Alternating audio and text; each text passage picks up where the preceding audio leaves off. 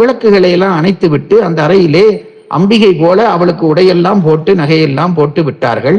தாசைப்பெண் இருந்தால் அவள் அடிமை. அரண்மனையிலே என்னென்ன கீழ்மையில் வேலைகள் செய்ய வேண்டுமோ அதையெல்லாம் செய்து கொண்டிருந்தவள். வியாச முனிவர் உள்ளே வந்தவுடனே அவள் நினைத்தாள், ஆகா, இந்த மகா புருஷர் என்னை சேரப் போகிறாரா? அடிமையாகிய நான் என்னுடைய இல்லத்திலே இருந்திருந்தால் யாராவது ஒரு பாமரனுக்கு அல்லது ஒரு கெட்டவனுக்கு தானே நான் வாழ்க்கைப்பட்டிருப்பேன். இப்பொழுது வியாச முனிவர் என்ற இந்த மகாரிஷி, வேதங்களை வகுக்கிற மகாரிஷி என்னோடு இணைகிற வாய்ப்பு கிடைத்திருக்கிறதே, நான் அதிர்ஷ்டசாலி அல்லவா என்று நினைத்து வியாசரை மனதாலே நினைத்து பிரார்த்தித்தபடி அவரோடு சேர்ந்தாள். சேர்ந்த பிறகு வியாசர் வெளியிலே வருகிறார். சத்தியவதி கேட்டால், இனியாவது எங்கள் வம்சத்துக்கு ஒரு பிள்ளை, உயர்ந்த பிள்ளை பிறப்பானா என்று கேட்டார். வியாசர் சொன்னார், பிறப்பார், ஆனால் அது உன் மருமகளுக்கு இல்லை. இவள் விளக்கை நூத்து விட்டால் வியாசருக்கு தெரியாது என்று நினைத்தாள் அம்பிகை. அந்த ஞானதிஷ்டி உள்ளவர் அவருக்கு இதுதான் நடக்கிறது என்று தெரியும். வெளியிலே வந்து சொன்னார், உன் மருமகள் என்னோடு இணையவில்லை, ஒரு தாசி பெண்ணை என்னோடு இணைய வைத்து விட்டாள். ஆனால் ஒன்று, அந்த தாசி பெண் என்னை நேசித்து என் குழந்தையை வாங்கினாள். அதனாலே இந்த உலகம் போற்றுகிற ஒரு உத்தமன் அவளுக்கு மகனாக பிறக்கப் போகிறான். அவனை விதுரன் என்று இந்த உலகம் முழுவதும் போற்றப் போகிறது. நன்றாக நினைத்துக் கொள்ளுங்கள். குருடாக பிறந்தவன் திருதராட்டிரன், பாண்டு நோயோடு பிறந்தவன் பாண்டு, அவர்களுக்குடைய தந்தை தன்மையோடு ஒரு வேலைக்காரிக்கு பிறந்தவர் விதுரர். இந்த விதுரர் பெரிய தர்மவான். அவர் என்ன செய்தார், எப்படி அவருடைய அவதாரம் நிகழ்ந்தது என்பதற்கு பாரதத்திலே ஒரு கதை சொல்கிறார்கள். அவர் தர்ம தேவதையினுடைய அம்சம்.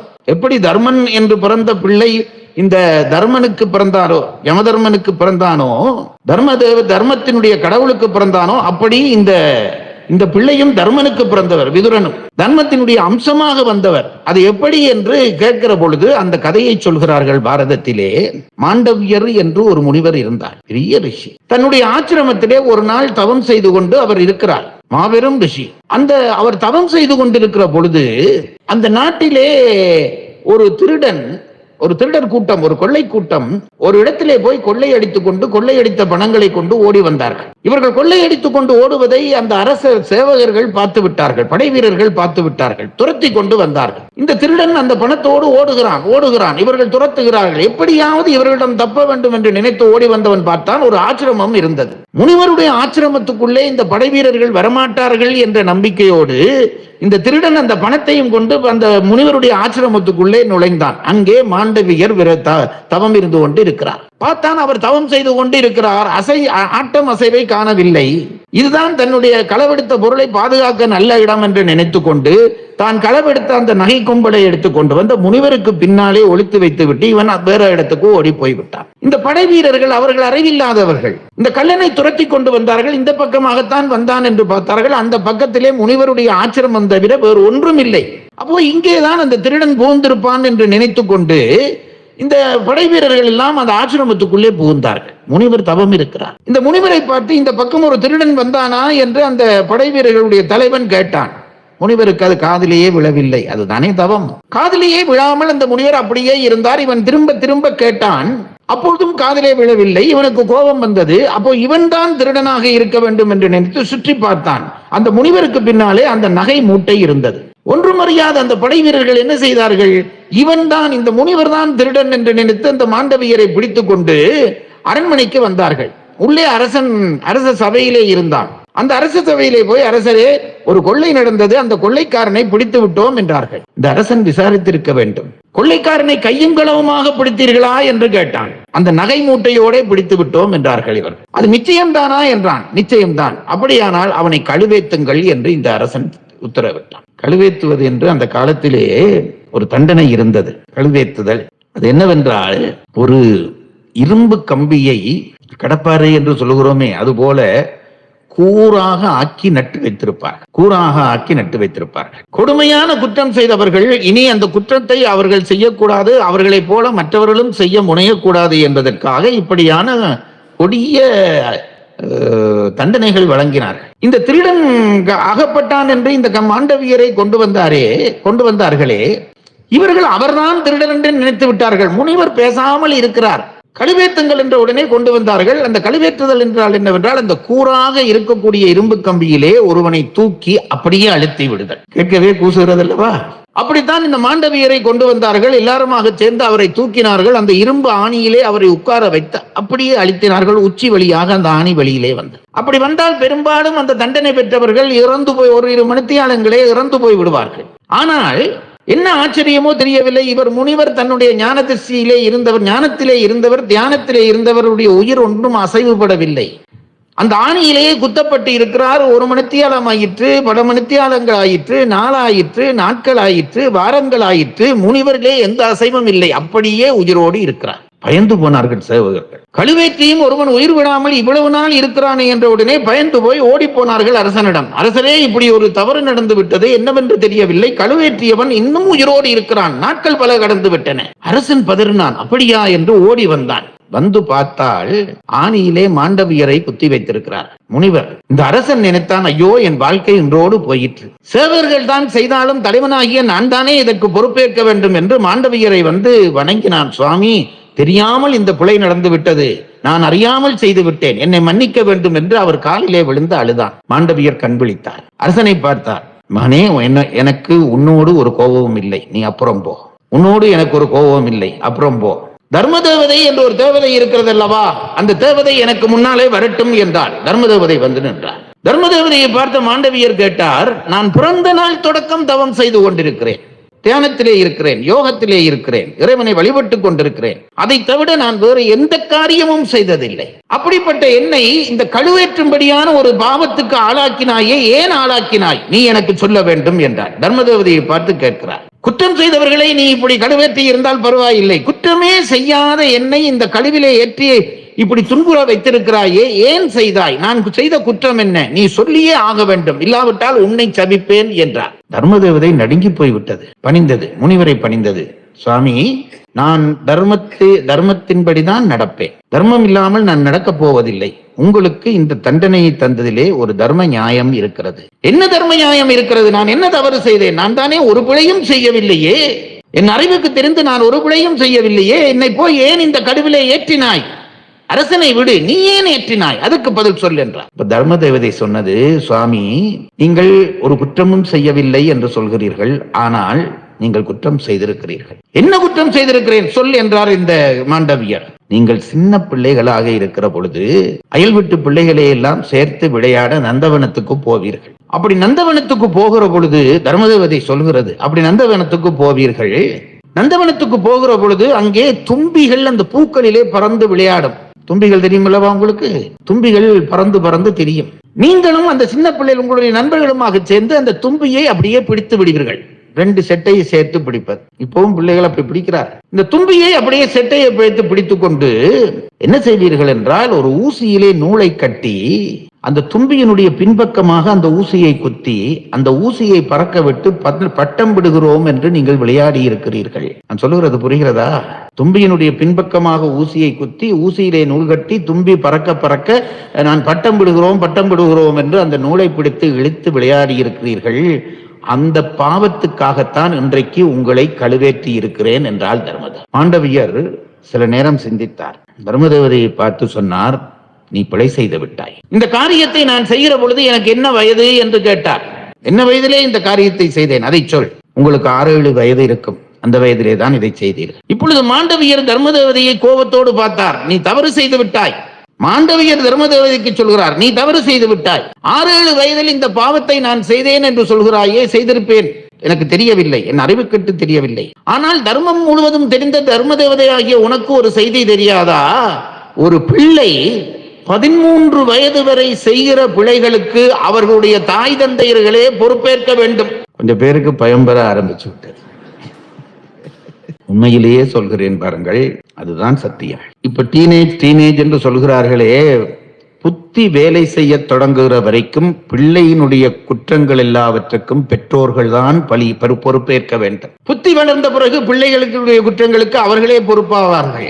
புத்தி வளரும் வரைக்கும் அந்த பிள்ளைகளை பாதுகாக்க வேண்டிய பொறுப்பு பெற்றோர்களுக்குத்தான் உண்டு. அதனால்தான் சத்தியம் முதலியவற்றை ஓதி ஓதி ஓதி சொல்லி பக்தியை சொல்லி சொல்லி பிள்ளைகள் பிழைவிடாமல் வளர்க்க வேண்டும். அப்படி பிழை விடச் செய்தீர்களானால் அதற்கான காரணம் நீங்களே என்று தர்ம தேவதை உங்களை தண்டிக்கும் என்ற செய்தியை சொல்வதற்காகவே பாரதத்திலே இந்த கதையை வைக்கிறார்கள். இதை சொல்லிவிட்டு மாண்டவியர் தர்ம தேவதையை பார்த்தார். நான் சின்ன வயதிலே செய்த பிழைக்கு நீ என்னை தண்டித்திருக்க கூடாது, அது தர்மம் அல்ல. என்னை தண்டித்தபடியால் உனக்கு நான் ஒரு சாபம் விடுகிறேன். நீ பழையபடி பூலோகத்திலே போய் பிறந்து சில காலம் மானுடனாக வாழ்ந்து விட்டுத்தான் வர வேண்டும் என்று தர்மதேவதையை சபித்தார். அந்த தர்மதேவதை தான் விதுரராக வந்து பிறந்தது என்பது வரலாறு. பாரத கதையிலே இப்படி எத்தனை கதை.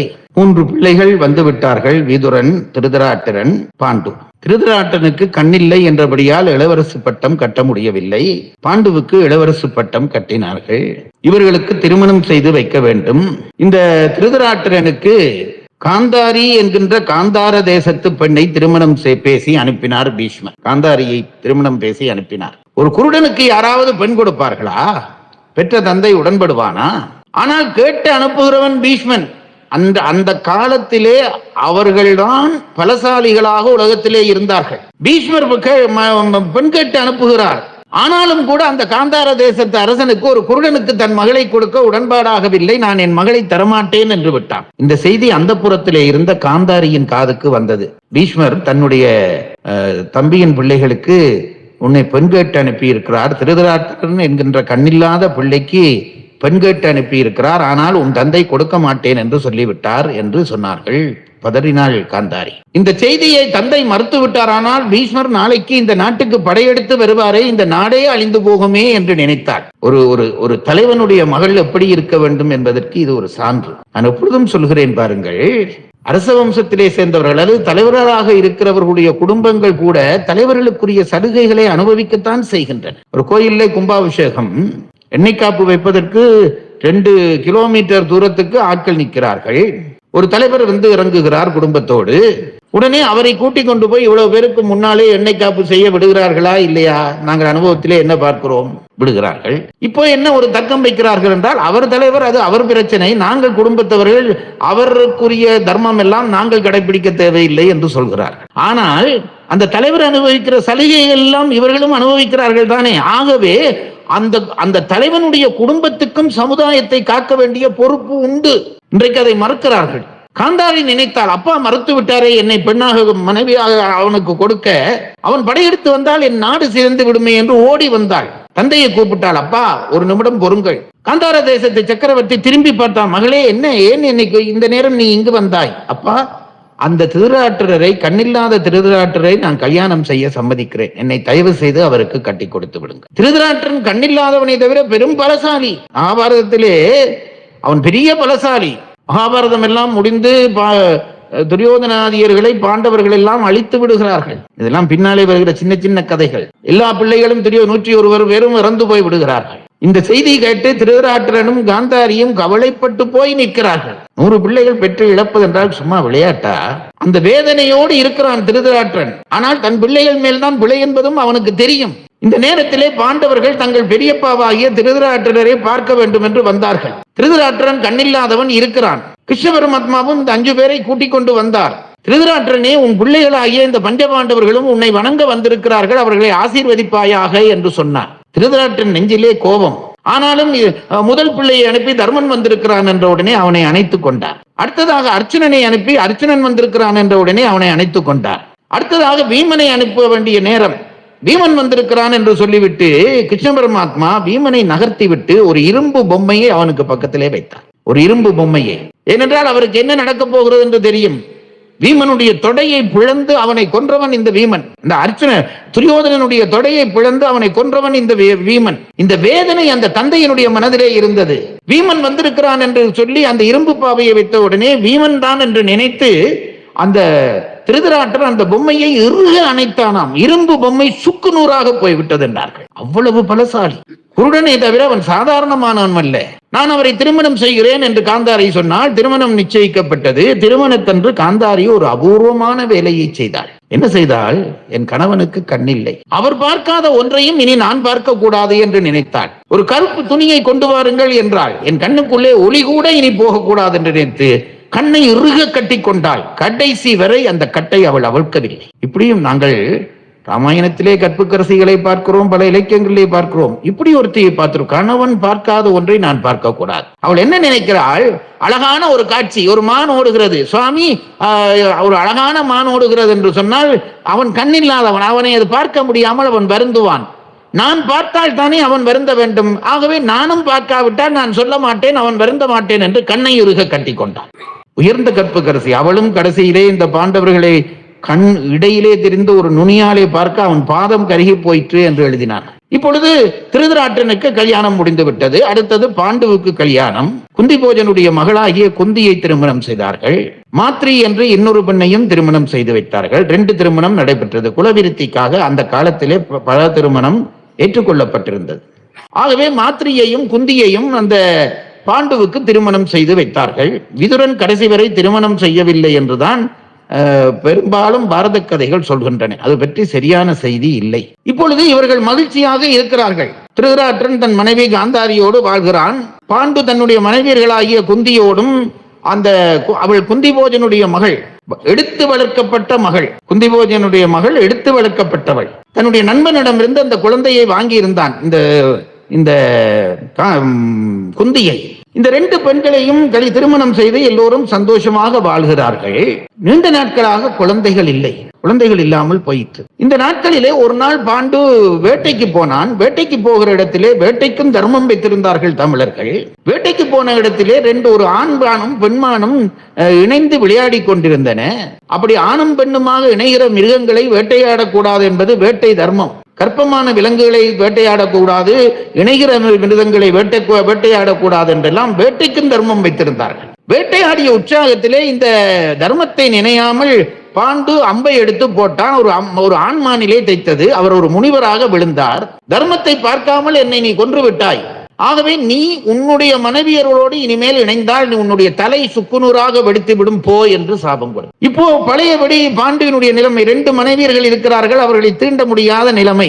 இனி நான் அரண்மனையிலே வாழக்கூடாது என்று நினைத்த பாண்டு வானப்பிரஸ்தம் செய்வோம் என்று காட்டுக்கு போனான். அவனுடைய மனைவியர்களும் அவனோடு காட்டுக்கு போனார். இங்கே திருதராட்டனுடைய மனைவி காந்தாரி நீண்ட நாட்களுக்கு பிறகு கற்பம் தரித்தார். அந்த கற்பம் நீண்ட நாளாக அவள் வயிற்றில் இருந்தது. 20 மாதங்கள் இருந்தது என்று சொல்கிறார்கள். இவள் கற்பம் தரித்தாள் என்ற செய்தி கேள்விப்பட்ட உடனே அங்கே பாண்டு கவலைப்பட்டான். என் அண்ணனுக்கு குழந்தைகள் பிறக்கப் போகிறார்கள், எனக்கு இனி பிள்ளைகள் இல்லையே, பிள்ளைகள் இல்லாத பட்சத்திலே எனக்கு யாரும் பிதுர்காரியம் செய்ய மாட்டார்களே, பிதுர்காரியம் செய்யாவிட்டால் என் ஆத்மா கடைசி வரை சாந்தி அடையாதே என்று நினைத்தான் இந்த பாண்டு. இந்த இடத்திலேயும் ஒன்றை உங்களுக்கு சொல்ல விரும்புகிறேன். பிதுர்காரியங்கள் செய்யாமல் மட்டும் விட்டு விடாதீர்கள். பிதுர்காரியம் என்றால் உங்களுடைய மூதாதையர்களுடைய திவசம், அவர்களுடைய அந்த இறந்த நாள் வருகிற பொழுது அவர்களை நினைத்து அந்தணர்களுக்கு தானம் கொடுத்து அவர்களுக்காக பிண்டம் போட்டு அந்த காரியம் செய்தாக வேண்டும், வீட்டில் செய்தாக வேண்டும். இன்றைக்கு சோம்பலிலே பல பேர் போய் நான் மோட்சார்ச்சனை பண்ணிவிட்டேன் என்கிறார். அப்ப எதற்கு உனக்கு ஒரு குடும்பம், எதற்கு ஒரு மனைவி?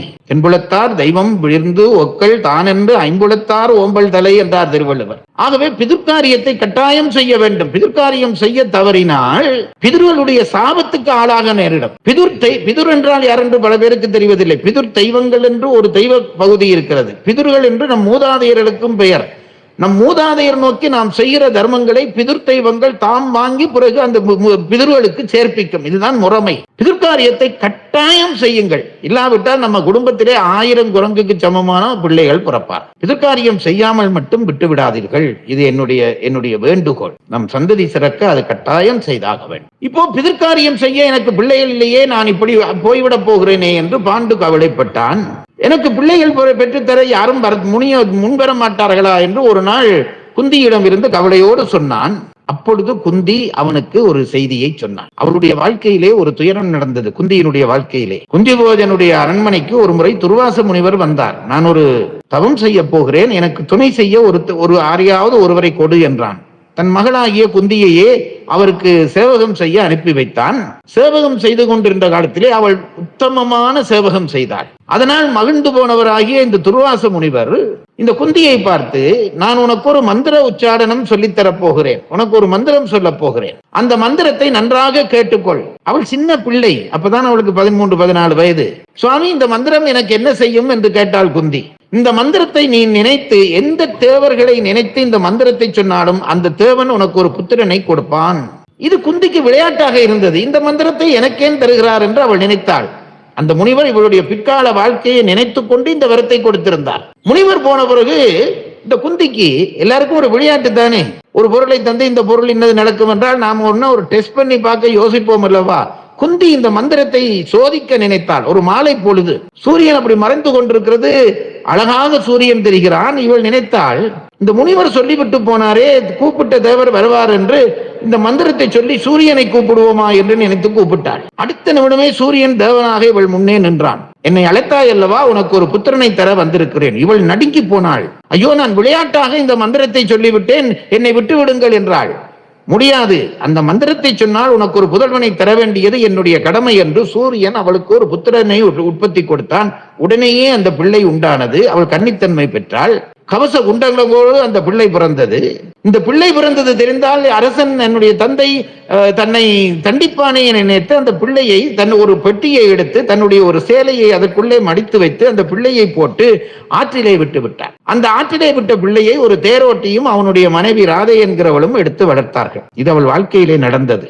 ஆனால் அவள் அந்த கதையை சொல்லவில்லை, யாருக்கும் சொல்லவில்லை. கடைசியிலேதான் கண்ணனிடம் அதை ஒத்துக்கொள்கிறார். இப்பொழுது எனக்கு பிள்ளை வேண்டுமே என்று இவன் ரொம்ப வருத்தப்பட்டதை கண்டதும் முனிவர் தனக்கு தந்த அந்த வரத்தை பற்றி மட்டும் சொன்னால் குந்தி தேவி மகிழ்ந்து போனான் பாண்டு. அப்படியானால் நாங்கள் எங்கள் வம்ச விருத்தி செய்தது போல நீயும் விருத்தி செய்ய வேண்டும். யாராவது உயர்ந்த தேவர்களை அழைத்து அவர்கள் மூலமாக நீ ஒரு பிள்ளையை பெற்றுக் கொண்டால் அந்த பிள்ளை என் பிள்ளை ஆவான். அவன் எனக்கு செய்கிற அந்த பிதற்காரியத்தாலே என் ஆன்மா சாந்தியுறும். ஆகவே நீ அதை உடனடியாக நடத்து என்று கேட்டாள். பாண்டுவினுடைய விருப்பப்படி குந்தி தேவி மனதிலே போய் அந்த மந்திரத்தை சொல்லி தர்மதேவதையை நினைத்தாள். உடனே தர்மதேவதை தோன்றி அவனுக்கு முன்னாலே தர்மன் வந்து அவனுக்கு ஒரு புதல்வனை கொடுத்தான். தர்மன் என்கின்ற அந்த பிள்ளை பிறந்தான். தேவர்களாலே கொடுக்கப்பட்ட பிள்ளை என்றபடியால் அது உடனே அந்த பிள்ளை உண்டாகிய. பாண்டுவுக்கு பிள்ளை பிறந்து விட்டான் என்ற செய்தி நகரத்துக்கு போனது. இவர்கள் காட்டுக்குள்ளே இருக்கிறார்கள். திருதராட்டிரனும் மனைவியும் அங்கே இருக்கிறார்கள். மனைவி கற்பந்தரித்திருக்கிறாள். அவளுக்கு கண்ணில்லை, கண்ணை கட்டி கொண்டிருக்கிறாள். நல்லவள். ஆனால் அவளுடைய மனதுக்குள்ளே ஒரு குறை இருந்தது. இந்த நாட்டு ஆட்சி மூத்தவனாகிய என் கணவனுக்கு தானே வர வேண்டும். ஆனால் கண்ணில்லை என்ற காரணத்தினாலே அவனுக்கு இந்த ஆட்சியை கொடுக்கவில்லை, பாண்டுவுக்கு கொடுத்தார்கள். ஆனால் இப்பொழுது பாண்டு பிள்ளைகள் பெற முடியாமல் காட்டிலே போய் இருக்கிறான். திருதராட்டருக்கு எனக்கும் பிள்ளைகள் பிறக்க போகின்றன. ஆகவே இனி என் சந்ததிக்கு தான் இந்த நாட்டினுடைய ஆட்சி வரப்போகிறது என்று உள்ளே நினைத்தால் இந்த காந்தாரி மகிழ்ந்திருந்தாள். எனக்கு பிள்ளை பிறக்க போகிறது, அதுதான் முதல் பிள்ளையாக இருக்கும். பாண்டுவுக்கு பிள்ளை பிறக்காது. ஆகவே இனி என் பிள்ளைகளுக்கு தான் இந்த ஆட்சி வரப்போகுது என்று நினைத்திருந்தால் தூதர்கள் வந்து சொன்னார்கள், காட்டிலே இருக்கக்கூடிய குந்திக்கு அழகான ஒரு பிள்ளை பிறந்திருக்கிறான் என்ற செய்தி கேள்விப்பட்டதும் காந்தாரியாலே அதை தாங்க முடியவில்லை. நான் தானே சொன்னேனே, மிஸ்ர பிரபஞ்சம் ஒரு பக்கம் நல்லது, ஒரு பக்கம் தீயது. காந்தாரியிடம் இவ்வளவு உயர்ந்த குணம் இருந்தது. கணவனுக்காக கண்ணை கட்டி கொண்டாள். ஆனாலும் தன் வம்சம்தான் ஆட்சியிலே இருக்க வேண்டும் என்று அந்த விருப்பம் இருந்தது. பிள்ளை பிறந்து விட்டான் குந்திக்கு என்று கேட்டதும் இனி எனக்கு பிறந்தால் என்ன, பிறக்கால் விட்டால் என்ன, அந்த குந்தியினுடைய பிள்ளைதானே ஆட்சிக்கு வரப்போகிறது என்று நினைத்து அங்கே இருந்த ஒரு கல்லை தூக்கி தன் வயிற்றிலே அடித்துக் கொண்டான். அந்த கற்பம் கலங்கி பிண்டமாக வெளியிலே வந்தது. அழுதாள். அப்போ வியாசர் தோன்றினார். மகளே, இப்படி ஒரு முட்டாள் காரியத்தை நீ பண்ணுவாயா? உனக்கு வர வேண்டிய வம்ச விருத்தியை நீயே அழித்துக் கொண்டாயே என்றாள். சாமி, நீங்கள் தான் காக்க வேண்டும் என்று இவள் அழுதாள். உடனே வியாசர் 101 தங்க கிண்ணங்களை கொண்டு வா என்றார்.